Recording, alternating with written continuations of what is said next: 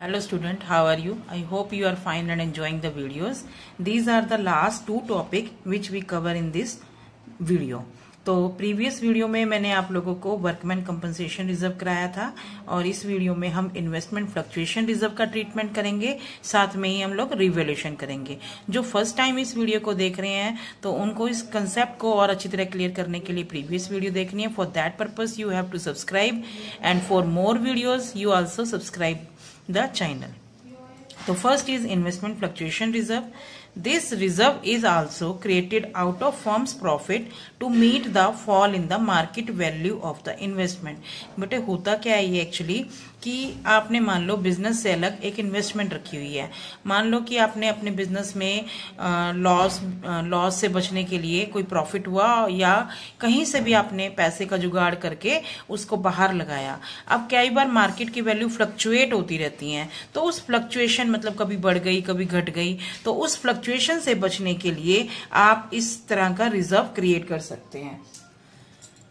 तो उसमें हम लोगों को मार्केट वैल्यू की फ्लक्चुएशन से बचने के लिए अगर मान लो प्रॉफिट होता है तो वो पार्टनर्स में बांट देंगे और अगर लॉस होता है तो हम उसको पार्टनर से ले लेंगे।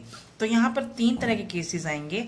When book value and market value of investment are same, this is the first case जहां पर मार्केट वैल्यू और इन्वेस्टमेंट की वैल्यू सेम रहती है।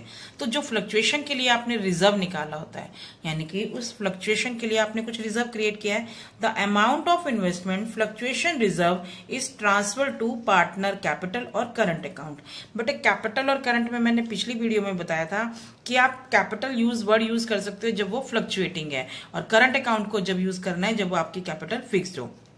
Account in their old profit sharing ratio. तो ये वर्ड जैसे हमने वर्कमैन कंपनसेशन रिजर्व लिया था उसी तरह से इसको ओल्ड प्रॉफिट शेयरिंग रेशियो में बांटेंगे। तो इसी कैपिटल में क्या एंट्री होगी जनरल में, investment fluctuation reserve to partners capital और करंट अकाउंट। पहला क्लियर हो गया। अब यहां पर when market value of investment is less than the book value, यानी कि मार्केट वैल्यू जो है उसकी इन्वेस्टमेंट से कम हो गई है, ठीक है। तो उसमें ट्रीटमेंट करना है कि ये डिपेंड करेगा कि कितना अमाउंट कम हुआ है और कैसे हुआ। In such a case treatment of investment fluctuation reserve depend on the amount of decrease. पहला है fall in the value is less than investment fluctuation, यानी कि मार्केट की वैल्यू तो गिरी है लेकिन जितना आपने फ्लक्चुएशन रिजर्व बनाया है उससे कम में। मान लो आपने फ्लक्चुएशन रिजर्व बनाया 60,000 और आपकी वैल्यू गिरी है, जो इसमें यूटिलाइज्ड हुआ तो मान लो वो 10,000 से हुआ तो रह गया 50,000। तो अब क्या करेंगे, investment fluctuation reserve to the extent of value in fall is transfer to investment account और बैलेंस हम कर देंगे पार्टनर की कैपिटल अकाउंट में। बनेगी investment fluctuation reserve account debit to investment account to partners capital account. Suppose करो आपकी investment थी रिजर्व 60,000, ठीक है, और यहां पर 10,000 आपकी लग गई क्योंकि वो 10,000 मार्केट में वैल्यू कम हो गई, तो आपने यहां पर कितना बांट देंगे पार्टनर्स को, 50,000 हो गया इक्वल। उसके बाद है second case, fall in the value of investment is equal to investment fluctuation reserve, यानी कि ये 60,000 का ही था और 60,000 से ही वैल्यू कम हुई है, तो क्या हो जाएगा, investment fluctuation reserve account debit to investment. सारा का सारा हमारा इन्वेस्टमेंट में चला जाएगा, इसमें हमने पार्टनर्स को नहीं देना। थर्ड केस में fall in the value of investment is more than, यानी कि अब आपकी वैल्यू 60,000 की थी जो रिजर्व बनाया हुआ था फ्लक्चुएशन, और जो आपकी मार्केट वैल्यू कम हुई है वो हो गई आपकी 80,000 से, यानी कि 20,000 एक्स्ट्रा। तो इसमें हम लोग रिवैल्यूएशन में ट्रांसफर कर देंगे, ठीक है। रिवैल्यूएशन आपको मैंने पिछली बार भी बताया था। तो यहां पे लिखा है the amount in excess of amount investment fluctuation reserve is debited to revaluation account. Entry क्या बनेगी, investment fluctuation reserve account debit revaluation account debit to investment.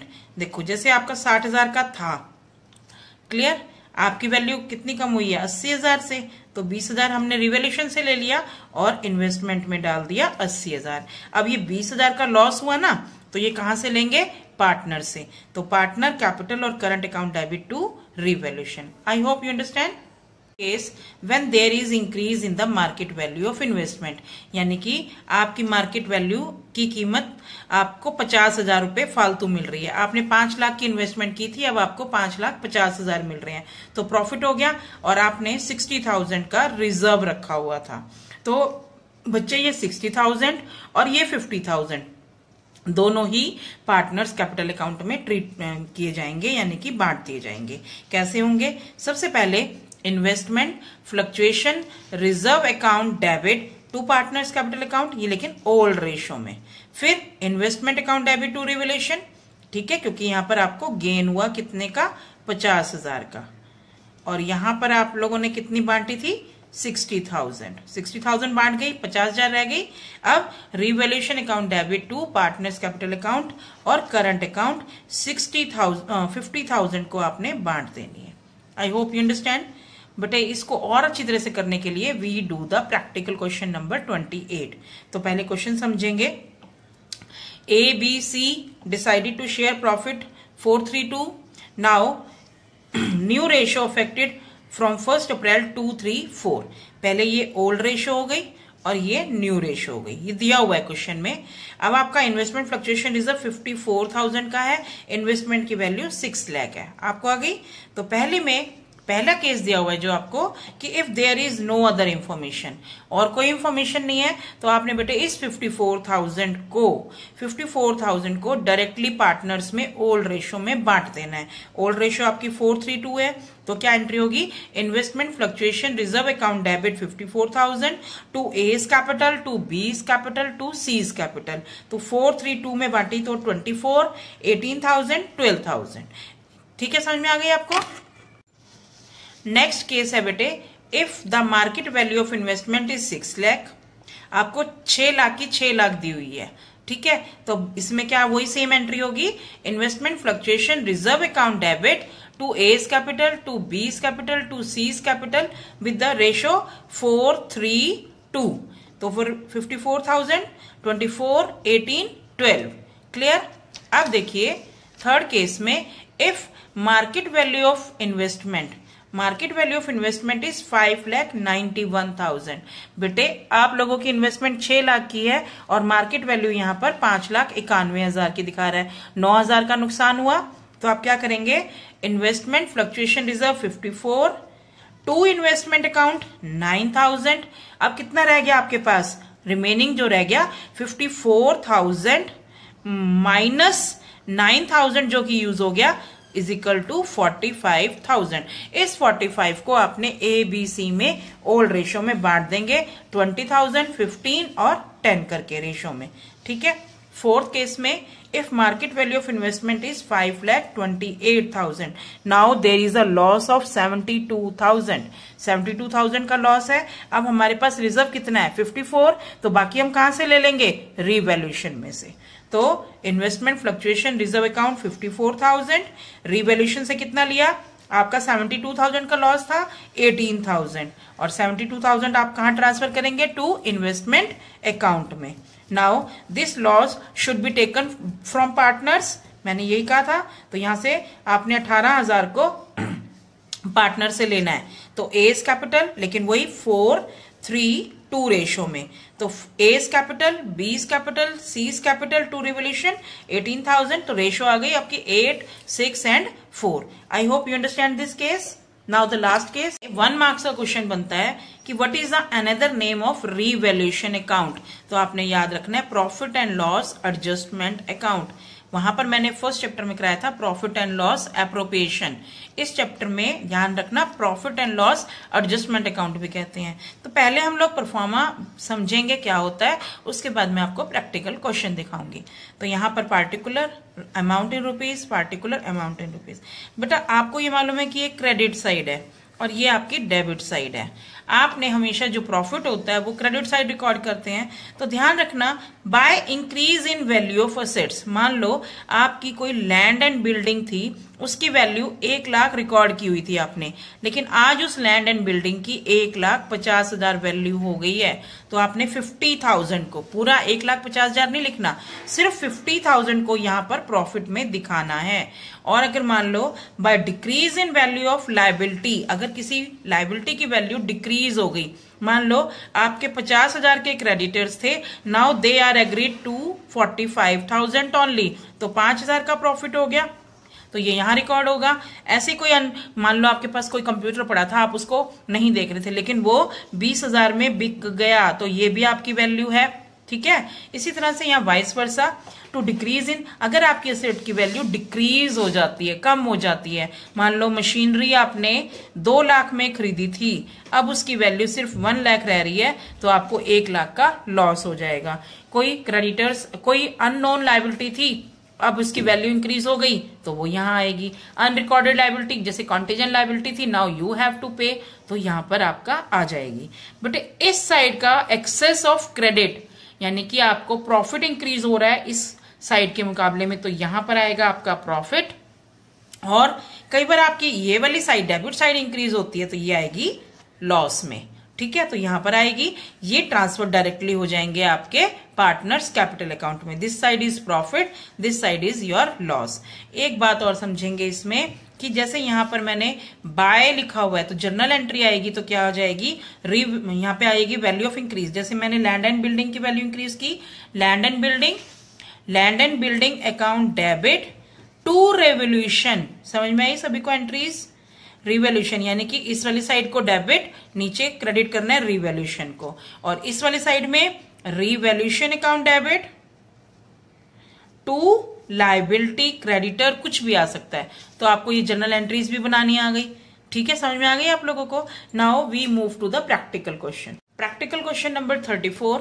अब इसमें है ABC, उनकी ओल्ड रेशियो है 2:1। फिर from 1st April 2018 they decided to change their profit sharing ratio with 1:2:3। बेटा इसके बाद आपको बैलेंस शीट गिवन है, तो जो मैं आपको बताती जाऊंगी। यहां पर जब इन्होंने चेंज करनी चाहिए, तो गुडविल की वैल्यू फॉर्म हुई 4,50,000, land and building appreciated by 20%, capital of the partner will be in proportionate to their near new profit sharing ratio, और जो ये एडजस्टमेंट होगी वो उनके करंट अकाउंट में होगी। आपको जर्नल एंट्रीज पास करनी है। जर्नल एंट्री पास करने के लिए पहले आपको वर्किंग नोट बनाना है सैक्रिफाइसिंग और गेनिंग रेशियो का। तो वो कैसे बनाएंगे, सबसे पहले आप वर्किंग नोट बनाएंगे।